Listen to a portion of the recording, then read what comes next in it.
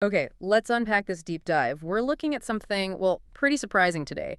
Preliminary research pointing towards nature's hidden medicine cabinet, you could say, specifically for treating breast cancer. And the source is scorpion venom. Exactly. Our sources today are digging into some fascinating new findings.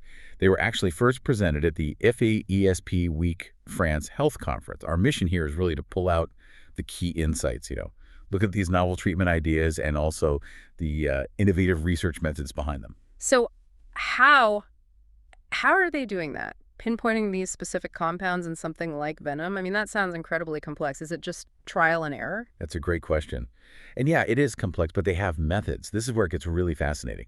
Researchers are focusing on a scorpion from the Amazon rainforest, Brotheus amazonicus. And what's really insightful is they've identified a specific molecule in his venom. It's called Baman CPLP1. And this molecule seems to act directly against breast cancer cells. Directly against it. It appears to trigger something called necrosis. So it essentially causes the cancer cells to, well, rupture and die. Now, this mechanism, it's sort of similar to how some chemotherapy drugs work. But the real promise here might be its targeted nature, potentially hitting the cancer cells without the widespread toxicity you often see with traditional chemo. Wow. It's kind of amazing, isn't it, that these creatures we usually try hard to avoid might hold keys to fighting disease.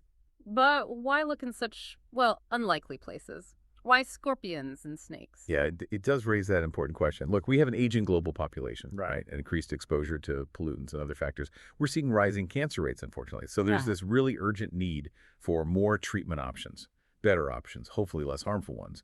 And that urgency is what's pushing researchers to explore, well, everywhere, including these unexpected natural sources. I mean, nature's had millions of years for R&D developing these complex biochemicals. We're just starting to tap into that.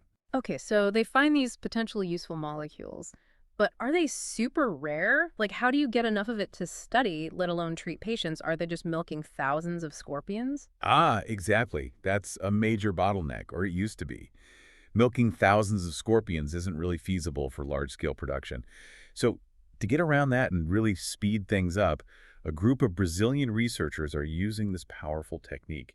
It's called heterologous expression. Heterologous expression. Sounds technical. It is a bit, but the concept is pretty cool. They Oh. basically take the gene responsible for making the interesting molecule like the one from the scorpion venom, and they insert it into a different organism that's easy to grow in the lab, a sort of factory organism. In this case, they're using a type of yeast, Comagatea pastoris. It's actually a common workhorse in biotech. This yeast